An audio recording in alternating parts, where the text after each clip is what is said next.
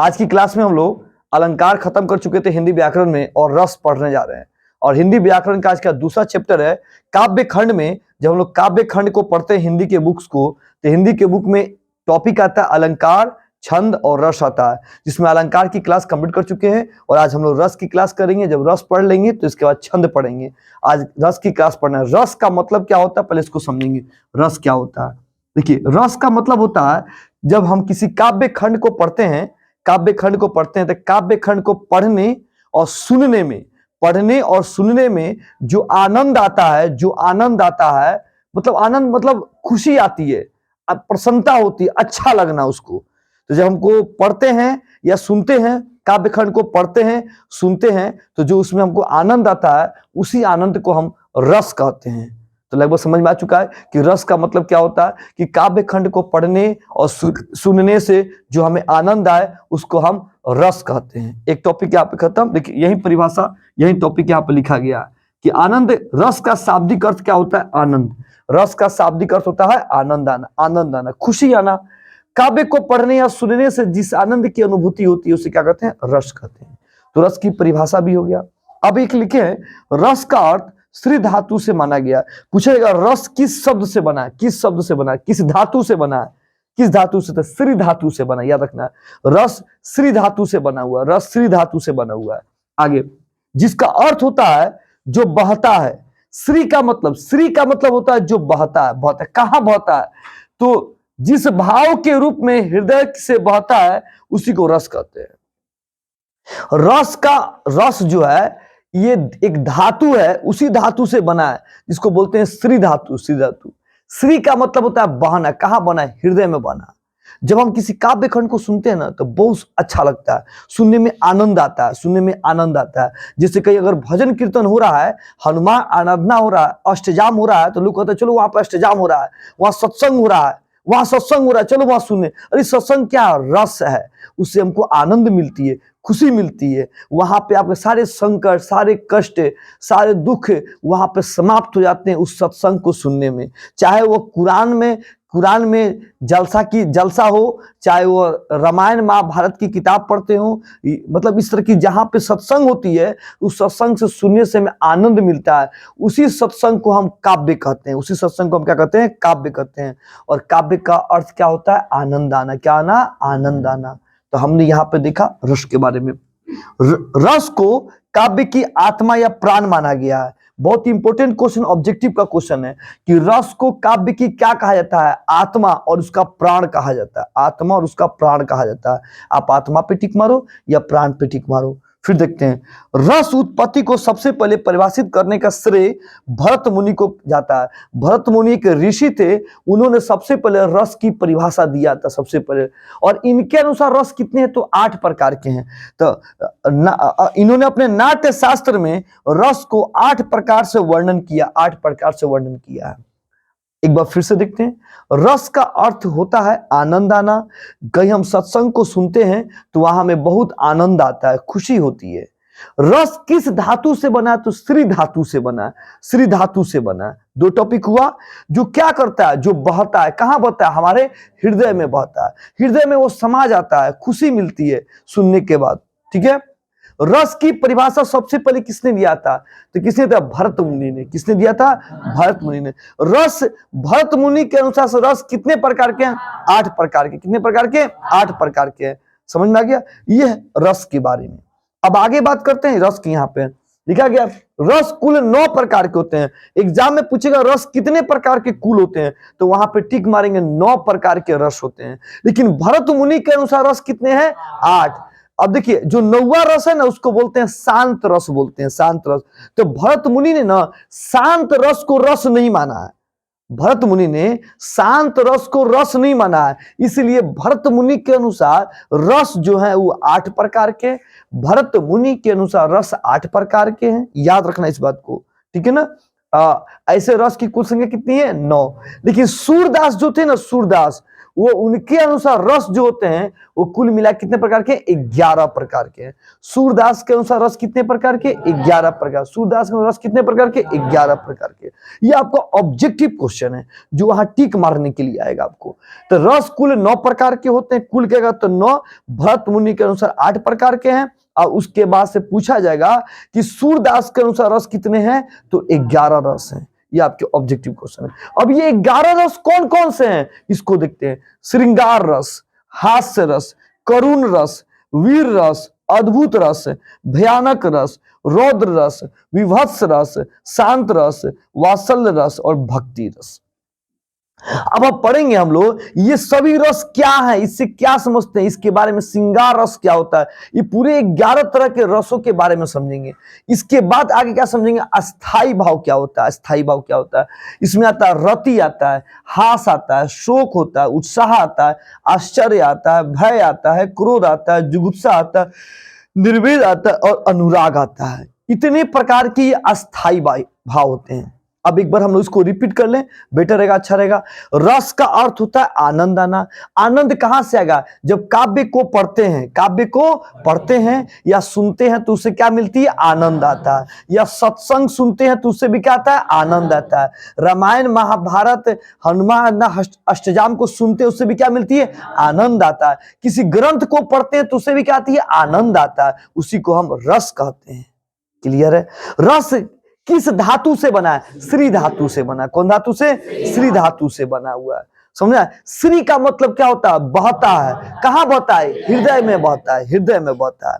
अरे आपका हृदय सुनते हैं तो आनंद आता था, आपका हृदय खुश हो जाता है। हृदय क्या होता है, आत्मा मतलब हृदय मतलब क्या होता है, आत्मा। आत्मा को क्या होता है, खुश हो जाता है। आप दुख के जंजाल से निकले होते हैं, आप कहीं सत्संग हो रहा है, वहां बैठ के आप सुने तो सारा हृदय आपका शांत हो जाता है, मन शांत हो जाता है और आपको खुशी मिलती है उससे।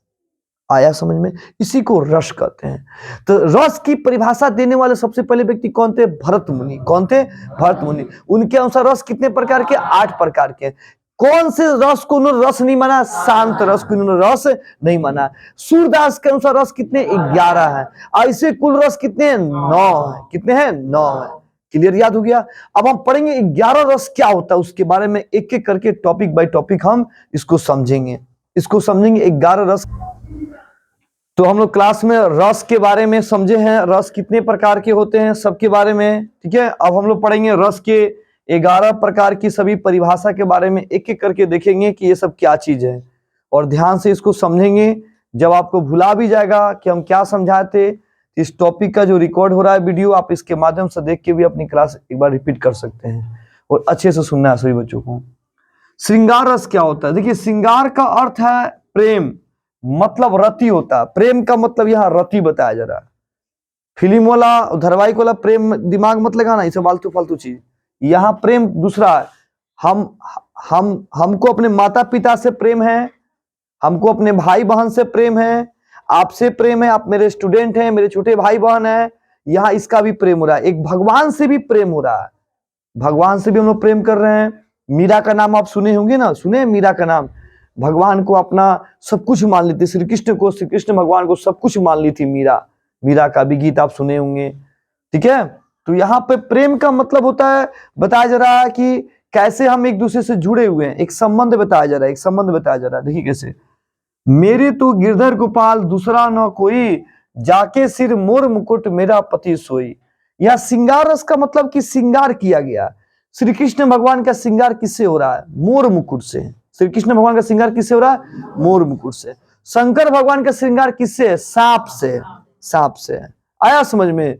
तो यहाँ ये बात हो रही है कि श्रृंगार किया जा रहा है उसको। यहाँ पे सोना चांदी गहना आभूषण नहीं पहना जा रहा, ये भी पहना जा रहा है, लेकिन यहाँ श्रृंगार का मतलब है कि श्री कृष्ण भगवान को बोला जा रहा है कि वो मोर मुकुट पहने हुए हैं। यहाँ कर रही है राधा, कर रही है राधा, मेरे तो गिरधर गोपाल, जो मेरे गिरधर हैं, मेरे जो गोपाल हैं, कृष्ण है, दूसरा ना कोई, मेरा कोई दूसरा नहीं है, मेरे बस यही है। कौन है, तो जाके सिर मोर मुकुट, जिनके सिर पर मोर का मुकुट है वही मेरे पति है, वही मेरे पति है। ये राधा जी कर रही हैं कि जाके सिर मोर मुकुट मेरा पति सोई, जिसके सिर पे मुकुट है वही मेरा पति है, वही कृष्ण मेरे पति हैं। यानी यहां श्रृंगार की बात हो रही है। भगवान श्री कृष्ण को श्रृंगार किया गया, मोर से श्रृंगार किया गया। जैसे मेरे मेरे मेरे यहाँ पे तिलक लगा हुआ है, चंदन, तो मेरा भी, अब इस चंदन को अगर हम मिटा देते हैं तो चेहरा क्या होता है, सूना दिखाई देगा। अब हम तिलक लगा देते हैं तो थोड़ा श्रृंगार मेरा बढ़ जाएगा, चेहरे की सुंदरता बढ़ जाती है, शीतलता बढ़ जाती है। आया समझ में? यहाँ श्रृंगार किया जा रहा है, किसी चीज से श्रृंगार हो रहा है, वहां ये बात बताई जा रही है। ठीक है ना, समझ में सबको आ गया होगा। वीर रस का मतलब क्या होता है? वीरता का भाव प्रकट हो रहा है। वीरता का भाव देखते हैं कैसे। जिस रस में वीरता का भाव प्रकट हो, खूब लड़ी मर्दानी वो तो झांसी वाली रानी थी। सुने होंगे आप लोग जी, झांसी की रानी ने अंग्रेजों से युद्ध किया। जहां युद्ध की बात हो रही है, जहां लड़ाई की बात हो रही है, वहां पे हम उसको बोलेंगे वीर रस। वो वीर हैं जो युद्ध करने जा रहे हैं। आया समझ में? तो कहीं ऐसा सेंटेंस दिखाई दे रहा है कि किसी से हम युद्ध कर रहे हैं, हम उसको वीर रस बोलेंगे उसको। आया समझ में? क्या हम इसको, इस सेंटेंस को हम श्रृंगार रस बोल सकते हैं? नहीं, यहां लड़ाई की बात हो रही है तो ये युद्ध की बात हो रही है, इसलिए कौन रस है? वीर रस है। आ गया समझ में? अब देखिए करुण रस, जिस रस में करुणता का भाव प्रकट हो। करुणता क्या होता है? जैसे एग्जांपल, ऐ मेरे वतन के लोगों जरा आंख में भर लो पानी, जो शहीद हुए हैं उनकी जरा याद करो कुर्बानी। ये क्या बता रहा है, जरा सुनिए ध्यान से। ये सेंटेंस से पता चला कि करुणता का भाव प्रकट हो रहा है। ऐ मेरे वतन के लोगों, मतलब यहाँ पे वतन के बारे में बात हो रही है। इस देश को आजादी दिलाने में कितने वीर शहीद हो गए हैं, और हम आपस में क्या कर रहे हैं? लड़ रहे हैं। हिंदू मुसलमान को मार रहा है, काट रहा है, मुसलमान हिंदू को काट रहा है, मार रहा है, और इसी देश में रहकर हम लोग आपस में लड़ रहे हैं। जबकि हम यही दोनों भाई मिलकर अंग्रेजों से युद्ध किए हैं, अंग्रेजों को भगाने के लिए पूरी कोशिश की है। जितना हिंदू का खून बलिदान में, जितना हिंदू का खून बहा है, उतना मुसलमान का भी खून बहा है इस युद्ध भूमि में लड़ाई के लिए। अंग्रेजों को भगाने के लिए हिंदुस्तान से जितना हिंदू का खून बहा, उतना मुसलमान का भी खून बहा है, और हम दोनों आपस में लड़ रहे हैं। ये सेंटेंस बता रहा है कि देखो हमारे वीर शहीदों को देखो, उस भगत सिंह को देखो, उस सुखदेव को देखो, उस राजगुरु देखो, चंद्रशेखर आजाद को देखो, भगत सिंह को देखो, और बहुत सारे ऐसे सुभाष चंद्र बोस को देखो, कि ये जो थे ये धर्म को नहीं देखे, हिंदुस्तान को आजादी दिलाने के लिए अपने आप को शहीद हो गए वहां पे। ये बातें बताई जा रही। करुण रस, करुणता का भाव प्रकट हो रहा है, तो इस ऐसा सेंटेंस दिखाई दे रहा है तो समझेंगे यहाँ करुणता का भाव प्रकट हो रहा है। समझ में आ रहा ना जी। आगे, हास्य रस, किसी का मजाक उड़ाया जाए। जिस रस से किसी का उपहास या मजाक उड़ाया जाए उसे हम हास्य रस करते हैं। किसी को नहीं कहते हैं बड़ा बकलोल है, गोबर गणेश है, ऐसे बोलते हैं बड़ा गोबर गणेश है, तो उसका मजाक उड़ा रहे, उपहास हो रहे, खिल्ली उड़ा रहे हैं। जैसे हाथी जैसे दे, गेंडे जैसी खाल। हाथी जैसा दे बना लिया है और गेंडे जैसा शरीर बना लिया, दिमाग कुछ नहीं है, उसे कोई सामान नहीं उठ रहा है, कोई छोटा सा वस्तु उससे नहीं उठ रहा है, तो इसे लोग मजाक के तौर पर उड़ा देता है। तरबूजे जैसी खोपड़ी, तरबूजा की तरह बड़का खोपड़ी है। खरबूजे जैसी गाल खूब खरबूजा की तरह फैला हुआ है, लेकिन कुछ उसके पास ज्ञानवान नहीं है, ये उसका मजाक उड़ाया जा रहा है। तो ऐसे शब्द को क्या बोलते हैं? हास्य रस कहते हैं।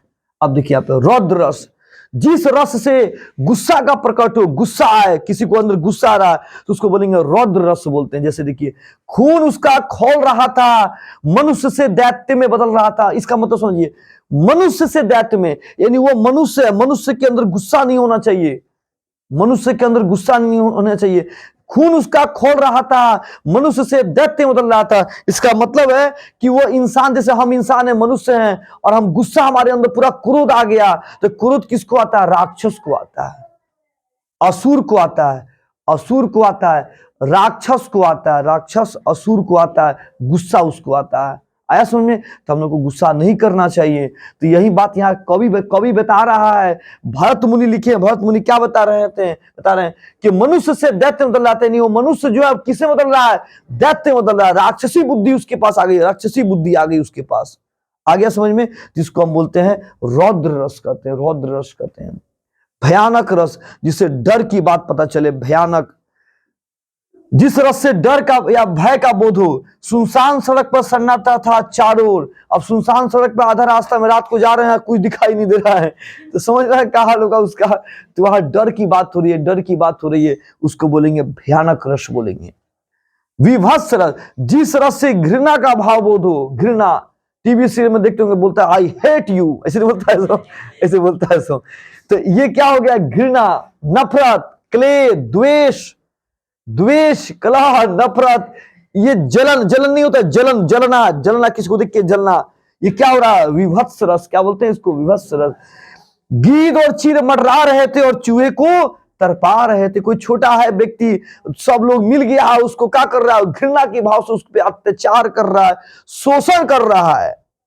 अरे गीद और चील, गीद बरियार बहुत माने ताकतवर पक्षी होते हैं, चील बहुत ताकतवर पक्षी होते हैं, और चूहा क्या होता है? छोटा होता है। जब चूहा को देख लेते हैं गीद और चील, वो आकाश में से देख लेंगे कई फुट ऊंचाई पर से, और उसको एकदम तेजी में पकड़ के लेके चल जाएंगे सब ऊपर। तो यहाँ ही बात हो रही है ना, गीद और चील की मतलब बात हो रही है कि कोई बहुत ताकतवर आदमी है, और चूहा का मतलब कमजोर आदमी को क्या कर रहा है? सता रहा है, उसका उस पे उसको मतलब की तरह की उसके साथ उपहास कर रहा है उसके साथ। यहाँ पे घृणा की भाव व्यक्त हो रही है। हमने यहाँ पे एक बार फिर से देखते हैं, तो श्रृंगार रस का मतलब क्या हो? किसी चीज से इसको श्रृंगार किया गया। श्री कृष्ण भगवान को मोर मुकुट से श्रृंगार किया गया, शंकर भगवान को किससे श्रृंगार किया गया? सांप से श्रृंगार किया गया ना जी। तो ये श्रृंगार की भावना व्यक्त हो रही है। आया समझ में? शेर पे कौन बैठता है? शंकर भगवान बैठते हैं जी? नहीं, दुर्गा माता बैठती हैं। तो ये श्रृंगार की बात हो रही है, उसका श्रृंगार उनसे दिखाई दे रहा है ना जी, उनका श्रृंगार उससे दिखाई। कोई अपने शरीर पे भस्म लगा ले, साधु संत को देखते हैं ना जी, भस्म लगा लेता है, तो उसका श्रृंगार भस्म से दिखाई दे रही है, भस्म से दिखाई दे रही है। राख बोलते हैं उसको, वो लगा ली, उसको उसके श्रृंगार बोलते हैं। घर में शादी विवाह होता है तो लोग खूब कपड़ा पहनता है, गहना पहनता है, क्रीम पाउडर पोतता है ना जी, मुकुट मुकुट पहनता है खूब बढ़िया से, तो उसका श्रृंगार उससे दिखाई दे रही है। आया समझ में? आगे देखते हैं, वीर रस, जिससे वीरता का भाव प्रकट हो रहा है। किसे बात हो रहा है? वीरता का भाव, लड़ाई की बात हो रही है, लड़ाई की बात हो रही है, तो उसे क्या बोलेंगे? वीर रस बोलेंगे। ऐसे सवाल आएंगे एग्जाम में, ऑब्जेक्टिव में टिक मारने के लिए, ठीक है।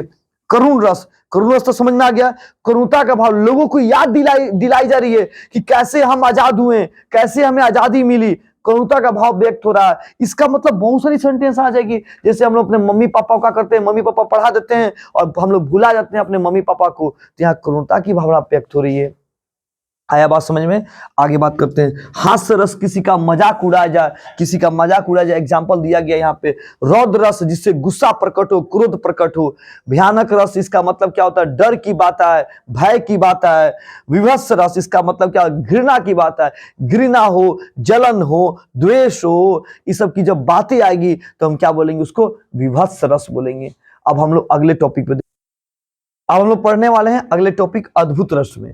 जिस रस में बढ़ा चढ़ाकर कहा जाए, बढ़ा चढ़ाकर का मतलब कि वो बात सही नहीं है, उसको खूब बढ़ा चढ़ा के बताया जा रहा है। जैसे देखिए, मछली चलकर जमीन पर आई, ऐसा सेंटेंस दिखाई देगा तो तुम इस पर क्या, किस पे टिक मारेगा? किस पे टिक मारेगा?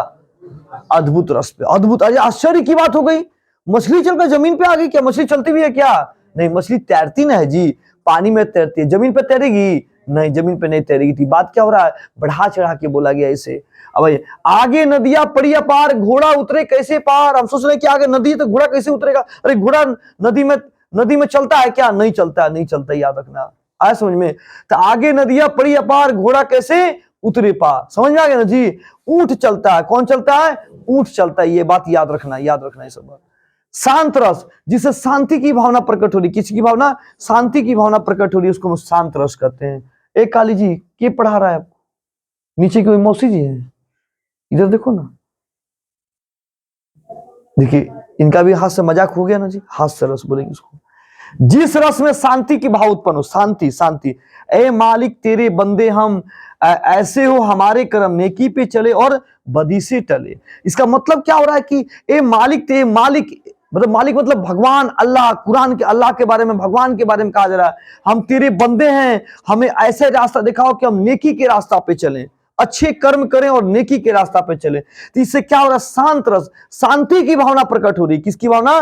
शांति की भावना। अगर हम लोग अपने आप को शांत मन से कोई काम को करेंगे तो हम लोग आगे बढ़ेंगे, आगे बढ़ेंगे। माने भगवान से हम लोग क्या मांगते हैं? कि हमें शांति दो, खुशी दो, आगे बढ़ने की शक्ति दो। आगे समझ में? तो शांत रस का मतलब क्या हो गया? शांति की भावना प्रकट हो रही है, अच्छाई की भावना प्रकट हो रही है, अच्छाई की भावना, शांति की भावना प्रकट हो रही है। आया समझ में?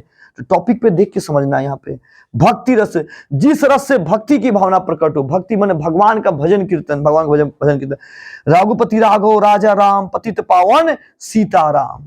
यहाँ पे भगवान का हम लोग भजन कीर्तन कर रहे हैं। जैसे हम लोग आरती पढ़ते हैं, जय हनुमान ज्ञान गुण सागर, भक्ति रस बोलेंगे।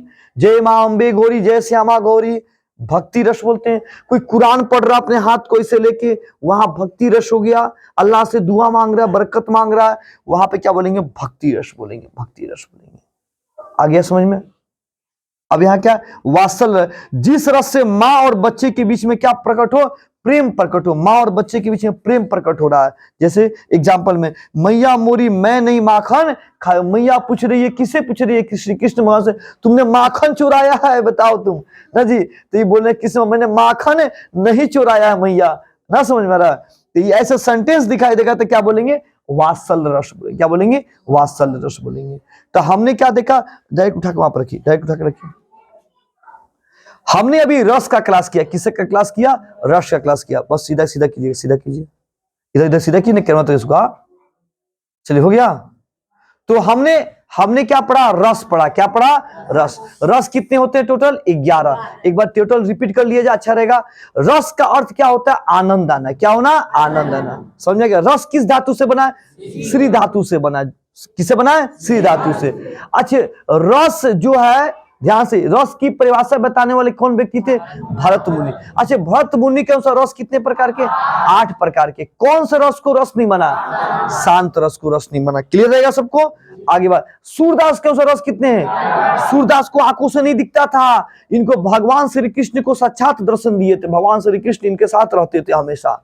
आप इसको माने या ना माने, सच्ची घटना है, सच्ची घटना है बाबू, सच्ची घटना है। आगे किताबों में पढ़ोगे तो आगे मिलेगा। एक रसखान थे, रस खान थे, जो जाति के मुसलमान थे, मक्का मदीना जा रहे थे यात्रा करने, और वहीं पे मथुरा था, वृंदावन था, भगवान श्री कृष्ण का मंदिर था। उनका सोचे कि हम भगवान के मंदिरों नहीं ताकेंगे। भगवान ने ऐसी माया जाल फेंका कि वो मक्का मदीना जाते जाते चल गए मथुरा। मथुरा में भगवान का भजन कीर्तन लगे, मुस्लिम से हिंदू में बदल गए।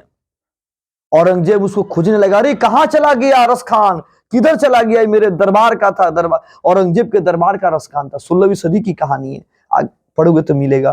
तो सूरदास के अनुसार रस कितने हैं? 11 है। क्लियर? समझ में सबको आ गया? भरत मुनि के अनुसार रस कितने हैं? 8। क्लियर है? ऐसे रस कुल कितने हैं? 9। क्लियर? हमने 9 रस के बारे में पूरा कंप्लीट रूप से देखा। एक एक टॉपिक को लाइन बाय लाइन हम लोग उसके बारे में समझे। सबको क्लियर समझ में आ चुका? स्टॉप कीजिए।